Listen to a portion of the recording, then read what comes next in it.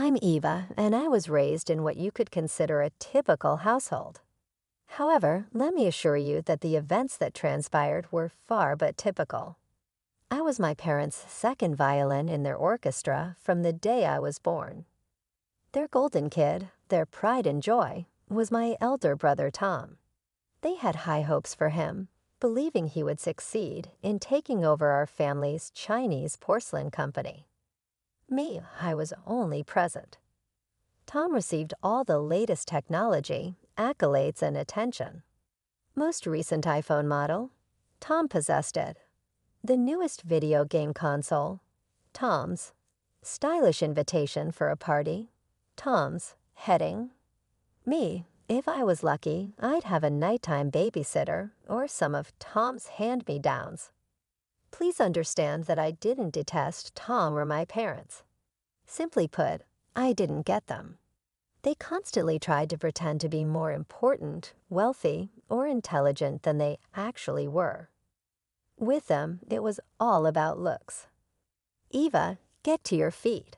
During family get-togethers, Mom used to hiss. Please remember to smile. What will the public believe? I would fake a grin and bide my time until I could get back to my room. In all of this, Mom's parents, my grandparents, were the only source of happiness. It was like entering another planet when you visited them. They resided in a quaint small cottage across town. I felt liked and seen with them. I felt like I could be who I really was there. Tom's high school graduation was a huge event. My parents proudly announced that Tom would be entering a posh college they had handpicked for him, arranged a magnificent party, and invited all of their key friends. Dad clapped Tom on the back and boasted, "Our boy's going places. He'll bring pride to the family." I remained home with Tom while he attended college. It has been a few years since I looked at colleges and selected a course of study that truly excited me. Telling my folks was all I needed to do. I got up the guts to talk to them over breakfast the following day. I shook my head and continued, "Mom, Dad, I've decided which college I want to attend." They gave me a look as though I had developed two heads. "University?" Dad sneered, "You." Mom chuckled, a false, high-pitched laugh that made my teeth tense. "Oh, Eva, stop being so dumb. You'll work in the shop with us. You don't need to go to college." I said, "But I want to study," but Dad interrupted. He firmly stated, "We're not wasting money on your education. Tom's new car is what that money is going toward." I was stunned into stillness as I stood there. Then Mom struck the last blow. With a condescending smirk, she remarked, "Face it, Eva, without being rude. You simply aren't cut out for college. You'll be in the shop lot happier." It was as though I had taken a hit to the belly. For them, all of my goals and labors were in vain. With tears flowing down my cheeks, I fled the room and did the only thing that came to mind. I called my grandparents. I was crying so much that I was having trouble speaking. I cried over the phone, "Grandma, they said I'm not college material." There was quiet for a while. Then Grandpa's stern and irate voice could be heard over the phone. "Eva, get your luggage packed. We're heading your way." After an hour, my parents unexpectedly rushed into my room as I was packing clothes into a suitcase. "What are you doing, in your opinion?" Mom insisted. With a weak but resolute voice, I said, "I'm leaving." Dad sneered, "Don't act absurd. To where would you go?" It was the doorbell ringing. When I heard Grandpa's loud voice from below, I felt a feeling of comfort. Grandpa and Grandma came at my doorway, and Grandpa said, "She's coming with us." "Now give it a minute." Dad began, but Grandpa interrupted. He snarled, "Eva's 18. She can live wherever she damn well pleases. And she would prefer to live with us at the moment." Mom attempted to refute me, but I had already started lugging my luggage downstairs. I watched my childhood house vanish in the rearview mirror as we drove away. I expected to feel depressed, yet all I felt was liberated. During the homemade supper that evening, my grandparents presented their strategy. "We've been saving for years," Grandma said, reaching for my hand. "We always knew you were destined for great things, Eva. We want to pay for your college." And just like that, my life changed. I enrolled in the college of my dreams, ready to tackle whatever came my way. Every month without fail, a small amount of money would appear in my account for accommodation. The note always said, "We believe in you." I threw myself into my studies with a passion I never knew I had. Late nights in the library, heated debates in class, projects that challenged me in ways I'd never been challenged before. I loved every minute of it. One day, after presenting a particularly difficult project, my professor pulled me aside. "Eva, I'm impressed," she said, a rare smile on her usually stern face. "How would you like to intern at Stellar Corp this summer?" My jaw dropped. Stellar Corp was the most prestigious company in the city. Everyone wanted to work there. "Are you serious?" I stammered. She nodded. "I'm recommending you personally. Don't let me down." I practically floated out of the classroom. Me, Eva, the girl who was not college material, landing an internship at Stellar Corp. For the first time in my life, I felt like I was exactly where I was meant to be. The future was wide open, and I was ready to grab it with both hands. I was in my third year of college when the unexpected call came. My older brother Tom had already graduated and landed a job. He'd been bragging about some big promotion, and now my parents, who had hardly spoken to me in years, suddenly wanted me to come home to share in Tom's success. I spent the next few days debating whether to go. Part of me wanted to stay away to protect the life I'd built for myself, but another part, well, maybe things had changed. Maybe they finally saw me differently. In the end, I decided to go. What's the worst that could happen, right? I arrived at my old house on Friday evening, feeling like a stranger. As I walked up the familiar driveway, Mom answered the door, all smiles and air kisses. I had just finished unpacking when I heard the front door open and Tom's voice drift up the stairs. "Mom, Dad, we're here." Curious, I headed downstairs. Tom was standing in the living room, his arm around a pretty blonde girl I'd never seen before. "Everyone, I'd like you to meet Sarah," Tom announced, beaming, "my fiancée."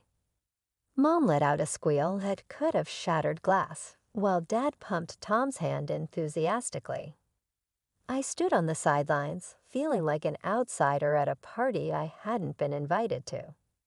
"It's nice to meet you," I said to Sarah, who smiled warmly at me. "You must be Eva. Tom's told me so much about you." I doubted that, but I appreciated the effort. As we all sat down, the story came out. Tom and Sarah had been dating all through college, and now that they'd graduated, they decided to tie the knot. "So Sarah," Mom said, leaning forward eagerly, "tell us about your family. What do your parents do?" Sarah smiled. "Oh, they're in business. They own a chain of high-end boutiques across the country." I swear I could see dollar signs light up in my parents' eyes. Dad puffed up like a peacock. "Well, we're thrilled to welcome you to the family," he declared. "Now about the wedding. I think we should spare no expense.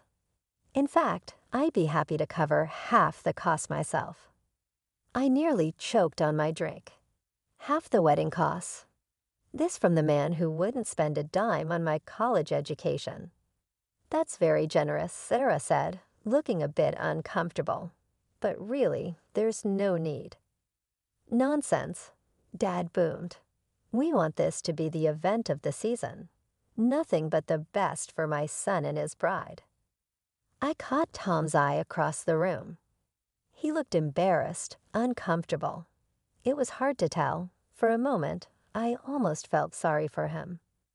As the evening wore on, the wedding plans grew more and more extravagant. A star venue, gourmet catering, designer dresses. My parents were going all out to impress Sarah's family. The next morning, I woke up to the sound of raised voices downstairs. Groaning, I dragged myself out of bed and crept down the stairs, curious about what new drama was unfolding. Tom and Sarah were standing in the living room, a sleek folder in Sarah's hands. My parents sat on the couch, looking confused. "What do you mean, another city?" Dad was saying, his face turning an alarming shade of red. Sarah opened the folder, revealing glossy photos of a stunning beach resort. "We've always dreamed of a destination wedding," she explained, her voice excited. "Look at this place. It's perfect." I watched as my father's eyes bulged at the price list Sarah handed him. This is ridiculous," he spluttered. "It's 3 times what we discussed." "But Dad," Tom argued, "you said you wanted the best. This is the best." Dad stood up, his fists clenched. "I meant the best in our hometown, where our friends can attend. Who's going to travel across the country for your wedding?" "Our friends," Sarah said softly, looking hurt. The argument escalated quickly. Dad insisted on a local wedding, while Tom and Sarah stood their ground on the destination plan. I stood in the corner, feeling like I was watching a tennis match, my head swaggling back and forth between the two sides. Finally, Dad exploded. "Enough. It's either a wedding here, the way I want it, or you're on your own." The room fell silent. Tom's face hardened, a look I'd never seen before. "Fine," he said coldly. "We'll do it on our own." With that, he grabbed Sarah's hand and stormed out, slamming the door behind them. Dad collapsed onto the couch, his face in his hands. Mom fluttered around him, murmuring soothing words. I stood there awkwardly, not sure what to do. I'm going to head back to college," I said quietly. Neither of them responded. I packed my bags and left, grateful to escape the tension-filled house. Back at college, I threw myself into my studies, trying to forget the family drama. Weeks turned into months, and life went on. I was deep into my final project when I got the call that changed everything. "Is this Eva Thompson?" a formal voice asked. "Yes, that's me," I replied, my heart racing. "This is Mr. Johnson from Johnson Associates law firm. I'm afraid I have some bad news. Your grandparents, Robert and Margaret Thompson, were in a car accident 3 days ago. I'm sorry to inform you that they didn't survive." The world seemed to tilt on its axis. My grandparents gone, it couldn't be true. They were the only ones who had ever truly believed in me, supported me. And now Miss Thompson, the lawyer's voice brought me back to reality. "There's something else we need to discuss, your grandparents' will." I listened in a daze as Mr. Johnson explained that I was the sole beneficiary. My grandparents had left me everything. Their cozy house, their savings, everything. I sat on my bed after the call ended, trying to process it all. Grief for my grandparents wed with disbelief over my inheritance. I was now the owner of a house and had a substantial amount of money in the bank. The dust had barely settled on my grandparents' funeral when the vultures started circling. I was still trying to process my grief when Tom showed up at my door, all smiles and fraternal love. "Eva, sis," he exclaimed, pulling me into a hug that felt about as genuine as a $3 bill. "How are you holding up?" I stepped back, eyeing him warily. "I'm managing. What are you doing here, Tom?" He sauntered into my apartment like he owned the place, making himself comfortable on my couch. "Well, I heard about Grandma and Grandpa's will. That's quite a windfall you got there, huh?" And there it was. I crossed my arms, already knowing where this was heading. "Look, Eva, Tom said, his voice taking on that wheedling tone I knew all too well. Sarah and I are still trying to put together our dream wedding. And now that you've come into some money. I cut him off. No, Tom, I'm not paying for your wedding. His face fell, then hardened. Come on, Eva. Don't be selfish. It's not like you earned that money. We all know you were just sucking up to them to get their money. The accusation hit me like a slap in the face. How dare you? I hissed. I loved them. They were the only ones who ever believed in me. Yeah, because you played them like a fiddle. Tom was on his feet now, shouting, Poor little Eva, so neglected. Give me a break. At least I'm not a spoiled brat who thinks the world owes him a fancy wedding. I shot back. We went back and forth, hurling accusations and old grievances at each other. Years of resentment and hurt came pouring out. By the time Tom stormed out, slamming the door behind him, I was shaking with anger and hurt. I thought that was the end of it. I was wrong. A few days later, my phone exploded with messages from relatives I hadn't heard from in years. Apparently, my parents had been busy. How could you be so selfish, Eva? Your poor brother just wants a nice wedding. I always knew you were trouble. The messages went on and on. I called my parents, demanding an explanation. Well, what did you expect? Mom sniffed. Refusing to help your own brother, it's shameful. You didn't want to pay for his ridiculous wedding either, I reminded her. That's different, Dad chimed in. We're his parents. You're just being greedy with your inheritance. I couldn't believe what I was hearing. Greedy? I worked my ass off in college while you two showered Tom with everything he wanted. Watch your language, young lady, Mom scolded. This is exactly why we always preferred Tom. He knows how to behave in polite society. Over the next few weeks, the family divide grew wider. Invitations to family events stopped coming. My cousins unfriended me on social media. It was like I'd been erased from the family tree overnight. At first, it hurt a lot, but as the days went by, I started to feel relieved. No more pretending, no more walking on eggshells, no more feeling like the family disappointment. I threw myself into my studies with renewed vigor. I had 1 semester left, and I was determined to graduate with honors. My grandparents had believed in me and had given me this amazing gift. I wasn't about to let them down. The day I graduated from college should have been one of the happiest of my life. Instead, I felt empty. There was no one in the audience cheering for me, no proud parents taking photos, no celebratory dinner afterwards. I collected my diploma and went home alone. The next few weeks were a blur of job applications and interviews. I was determined to make something of myself, to prove to everyone, especially myself, that I was worth something. Then out of the blue, my phone buzzed with a message from Tom. I nearly dropped it in shock. Hey Eva, I know we haven't talked in a while, but I'm getting married next month. It would mean a lot if you could come. Call me. I stared at the message for a long time before finally hitting the call button. Eva, Tom's voice was hesitant.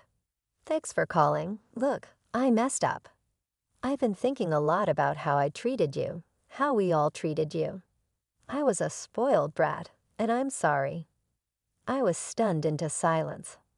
You're my sister, Eva, he continued. You and our whole family. You're important to me. I want everyone there for my big day. Please say you'll come. I felt a lump in my throat. I'll think about it, I managed to say before hanging up. The day of the wedding arrived, and I found myself standing outside an elegant hotel, clutching an expensive gift, and feeling like I was about to walk into the lion's den. The venue was stunning. Flowers everywhere, crystal chandeliers, a string quartet playing softly in the corner. For a moment, I felt underdressed in my simple cocktail dress. I spotted Tom across the room, looking dashing in his tuxedo. Taking a deep breath, I made my way over to him. "Congratulations," I said, forcing a smile. Tom's face lit up. "Eva, you came." He pulled me into a hug, and for a moment, I let myself believe that everything might be okay. We chatted for a few minutes, and I started to relax. Maybe this wouldn't be so bad after all.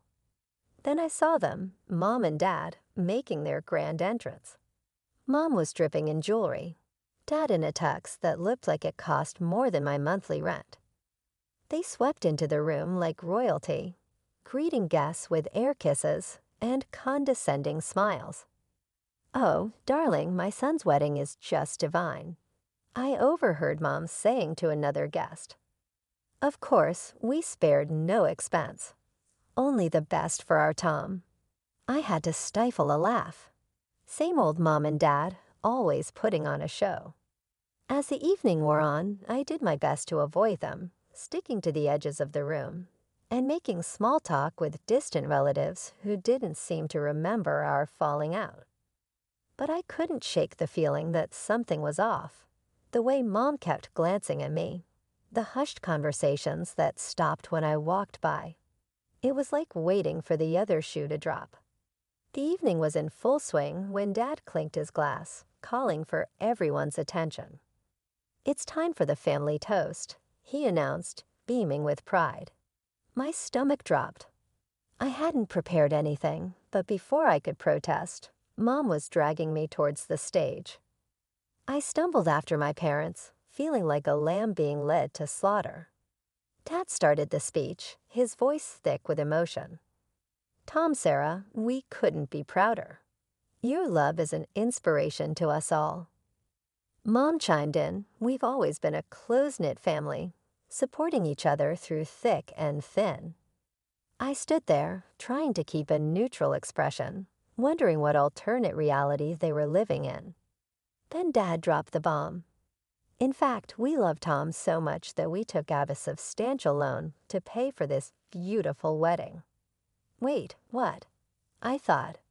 They'd refused to pay for the destination wedding, but Dad wasn't finished. "Of course, we won't be paying back that loan ourselves. No, our wonderful daughter Eva has generously offered to cover it." The world seemed to tilt on its axis. I felt all the blood drain from my face as every eye in the room turned to me. What? I stammered, my voice echoing through the microphone. There must be some mistake. I never agreed to that. Mom's hand clamped down on my arm, her fingernails digging into my skin. "Smile and agree, dear," she hissed through clenched teeth. But I was done playing along. I wrenched my arm free and stepped up to the microphone. "I'm sorry, but this is the first time I'm hearing about any loan.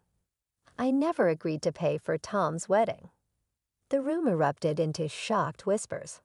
I saw Tom and Sarah exchanging panicked glances. "Eva, darling," Mom said, her voice sickly sweet as she tried to salvage the situation.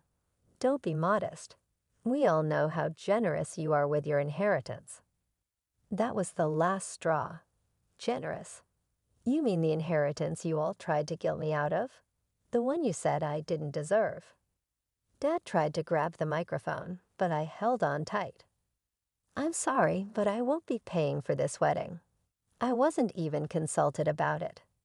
"You ungrateful little bastard." Dad snarled, forgetting the microphone was still on. His words echoed through the ballroom, causing several guests to gasp. Mom's carefully cultivated mask of politeness crumpled. "We should have thrown you out on the street years ago. You're worthless, you hear me? Worthless." I stood there, shock and hurt warring inside me. Then a calm settled over me. Without another word, I handed the microphone to the wide-eyed DJ and walked off the stage. As I made my way through the stunned crowd, I heard my parents' voices behind me, alternating between apologies to the guests and more insults hurled at my back. I made it to my car before the tears started. As I drove home, my phone exploded with messages, some supportive, most accusatory. I blocked them all. At home, I double-locked the door and sank to the floor, my mind reeling. Had this all been a setup? Had Tom's apology just been a ploy to get me to pay for his wedding? I felt sick, betrayed, and angry. But underneath it all, there was a small spark of relief. The mask had finally come off. There was no more pretending, no more hoping for a family that clearly didn't want me. I woke up the next morning feeling like I'd been hit by a truck. My eyes were puffy from crying, and my head pounded with the mother of all headaches. I was contemplating spending the entire day in bed when there was a knock at the door. Peering through the peephole, I was shocked to see Tom standing there, looking as rough as I felt. "Eva, please," he called through the door. "I've been trying to reach you all night. Can we talk?" Part of me wanted to tell him to go to hell, but curiosity won out. I opened the door a crack, eyeing him wearily. "What do you want, Tom?" He held up his hands in surrender, to apologize and explain. "Please, can I come in?" Against my better judgment, I let him in. We sat at my small kitchen table, 2 cups of coffee between us like a peace offering. "I swear to you, Eva, I had no idea about Mom and Dad's plan," Tom began, his voice thick with emotion. "When you stormed out, I confronted them. It was ugly." I snorted. "Yeah, I get." "No, you don't understand," Tom insisted. "Sarah and I, we never asked them for money. We were paying for the wedding ourselves. This whole loan thing, it was all their idea. They wanted to look good in front of Sarah's family." I felt a weight lift off my chest. "So you didn't set you up?" "God, no. Eva, I meant what I said before the wedding. I want to make things right between us."